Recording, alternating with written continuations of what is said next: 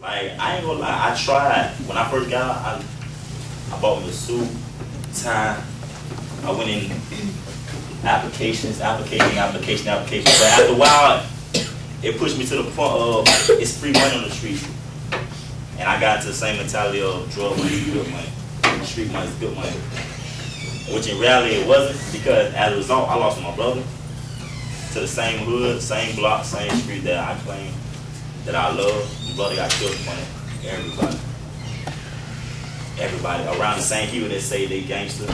If something happened, but it opened my eyes up, because throughout my whole lifetime, I always had the talent to do music or express myself through words. So when this happened, it was a reality breaker, because I was sitting in the county jail again on a home invasion. And I'm sitting there, and my brother died. And I heard it because in jail, they have a way to talk. Like, if you cross the block, they do sign language, and they'll talk to you. So when I heard them, like, I didn't want to bleed the news.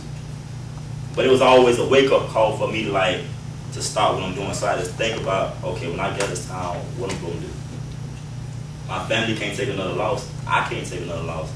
I already skated twice. So when you say skated, what do you mean? I was facing 30 years the first time. And then, by the grace of God, by me being so young, they actually gave me a chance to do 4.5 years and put me back in the street. So when I did that, and then when I got out, I'm back in the street. I did another thing, and I was facing another 30 years. And I'm sitting there like, if I get out this time, I'm going to do good. And the opportunity was presented to me. I had time served. Off of technicality, not because I was right. I was dead wrong. But it's because of technicality. But I look at the technicality of the law was because they offered me a chance to get out here and do what I need to do. You know what I mean? So I'm back on the streets, and then I tried to do it myself. I started doing music because I know what influenced me a lot was music and what I heard, because a lot of people couldn't just tell me anything, because once I hear it, I take my own perception of it. Like, it's a thing about the truth is the truth. No matter how you said or what you said or how you look at it, it's still going to be the truth. And you got to be a type of person where you don't bend or fold on nothing. You got to be the type of person, if a dude talk to you the wrong way, if you accept it, that's how he going to look at you. And the way you carry yourself, the way you act, how you act, and it will be times you have to be a follower. But you got to know how far to follow. You got to know how far to lead to. And you got to understand other people's situations, and that makes you a better person at heart. And once you create yourself as a better person at heart, there's nothing to stop you. And once you get to the level of, because a lot of people don't know what success is. They think money, cars, clothes, females, jewelry, that's not success. Success is when you comfortable with yourself. I don't care if you land on the street corner. If you're comfortable, that's success in your mind. It might seem crazy, but it's success. It's what your goals reach. My whole dream is, like my little cousin, she's 9, she said I was her favorite rapper. So it touched me, because at the time I was doing street music, doing this type of music, but I had to listen. I'm her favorite rapper, and I'm like, what am I saying? So I reevaluate all my music, everything I ever did, everything I ever dropped. I'm like, it can't happen like that, because y'all is the future. Because once we get old and gray, it's y'all the one that's going to be an officer, going to be the nurse, going to be the parent. So y'all is the ones that's going to shape the future. And like, you have the responsibility to be responsible. If you have any no right, all that snitching and saying this right here, it's ways you can get around that. Like, be your own. If that's your friend, if you fall off, pull them up. If you know she getting peer pressure by this boy, and you know the right thing, tell him. Instead of being like, I don't know, he looks cute, or that's not helping your friend. You know what I mean? Because it seems good, but reality is reality. Peer pressure is there. Choices you go make go reflect everything you do. Everything you do. And I'm here to tell you, I'm tattooed and scarred up, and you know how hard it is to get accepted by the looks.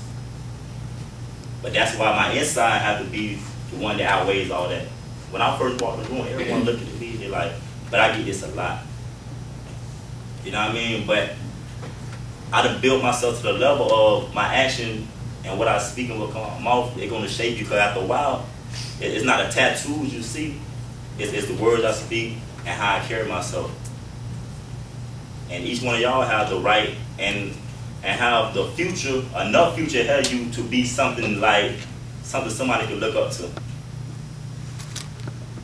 You know what I mean? Because it don't matter how small you are, how big you are, how tough you are. It really don't matter, because when you love is a feeling. It's like, I don't care if you've been through this, you've been through that, you've been through hell and high. The situation, like when you make a step, if you do wrong, even if you do wrong, that's the thing about a lot of people don't tell y'all. Even when you do wrong, it's not over then. It's always the way you can come back. I don't care if you get like, if you end up be a better person, or if you get brushed with the law and get a year off the road, or you go to the detention center, or you make a mistake at home, you still have to right your wrongs. You still have to man up to yourself, or whatever you go through. It's called being a better person at heart. It's called creating your mind to look at life as what it is. Because you have a father, you have a mother, and I know one of y'all dream is to make them proud. And that was one of my dreams, but it didn't happen yet. But it's happening now, because now when I go around mother, she don't have to worry about me 3 in the morning. She called and asked for a man, because she used to do that a lot. I should get mad because I'm on the block and she'll call me in. But I was giving her something to worry about. Like now, she prayed for me before I go do my shows. Something I never had, because we never had a relationship. Because now I'm something that she can be proud of.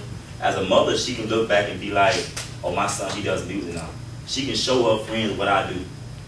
Instead of hearing about it in the newspaper. Yeah, I have been in the newspaper. I have been on the news. Everything. But it goes to show you that right now I'm here. You know what I'm saying? I walked in the door and I seen all the police. I could have been like, I don't want to do this. I'd have been arrested by some of those police. That's why I walked in, they was like, what you doing here? I said, I told you I'm doing what I'm supposed to be doing. They like, all right. But it goes to show, now I have a clean walk with them, because now they see a better person instead of seeing me doing what I'm supposed to do.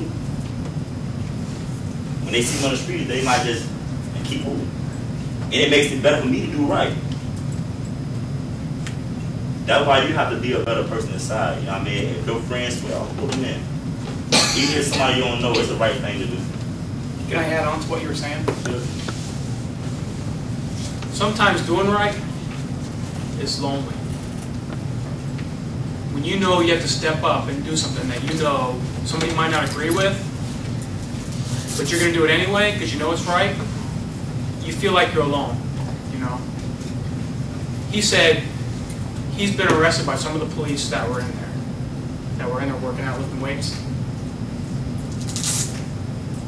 You better believe that when Officer Mitchell brought me out, she said, he's been arrested by us before. I said, I know. They said, well, they're concerned about him being there. And I said, you know what? I pretty much said, even though I work with those guys, they can go fly a kite. Because I knew they were here, he was here for you guys. You know, those are people I work with. You know, those are people that I expect that if I'm bleeding somewhere, they're going to come help me. But guess what? He's here, he's taking his own time out to talk to you guys. You know what I mean? So everything they say, everything he's did up until a second before he walks in that door, I really don't care. Because he's here for you guys and to talk to you guys and to say, look, it's not everything that you see on TV. It's not everything that you're hearing. The kids in school that are telling you they did this and they only got 21 days. He already said he thought he was only getting 21 days. That's the max they can give you as a juvenile. And I don't even tell you what the struggles I've been through in there. Like, she went to a female prison. I don't even know what goes on there. But it's like, I'm around 19, 18-year-old with 30 years that an officer couldn't tell them what to do.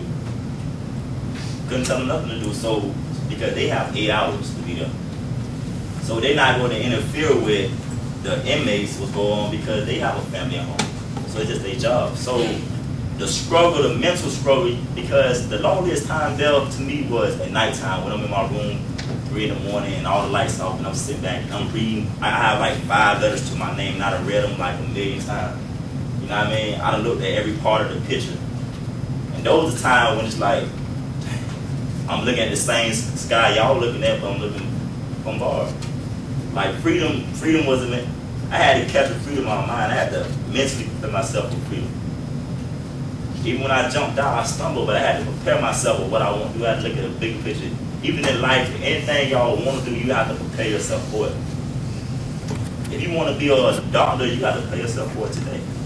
The steps you make is what will make that happen. It's like a domino effect. If I knock this one down, eventually the one at the end is going to fall. You know what I mean? It's a domino effect. So when you look at life, you have to actually plan your life out. Okay, if I do this right here, in 30 years, it might affect me. If this boy trying to talk me to do something I don't want to do, it might affect me. If my friend want me to go do this, it might affect me. And if you don't do it, it's not a loss to you. The only time you get a loss is when you do it. And it might be a certain situation where you might do something wrong, you might get away scot-free. But that just sets you up to make you feel like the next one won't be like that. Because I didn't get, even though I went to prison at 15, I didn't get arrested until 15. I was doing things before that, and it set my mind to think that it was just that easy to do. How many times were you with friends? You know? Plenty of times. You know? Every time. But I was kind of doing that I feel like I could do it by myself. Still got caught. Because sometimes you don't have to tell yourself. Sometimes you're caught in the red. And it's like, I don't need your confession or nothing. But it's not even about the prison system. It's not even, it goes down to you as a decision maker. And you as a person. That's true what he was saying. It affects you just because you didn't get caught. You know, like I told you, I went to prison because of the drug charges. But before then, I mean, there was a lot of other stuff that I had been arrested for or went to jail for. And hey, I get 4 months here, get probation here. Hey, I'm cool. I ain't gotta worry about that. I ain't no big criminal. I can handle that. You know, same mentality, you know, like he was saying, you think that just because you get away with it and you don't get caught then, you will eventually get caught. Your day is coming. You think, oh, I'm the only one that knows, or my friend is not gonna tell on me. We all right, we straight, we gonna ride and die together. No, your day is coming. So don't ever think that, you know, you have to keep stuff in or you have to ride with your friend. Like he said, that's not your friend. If your friend telling you to do something wrong, something that you don't want to do, reevaluate that friendship.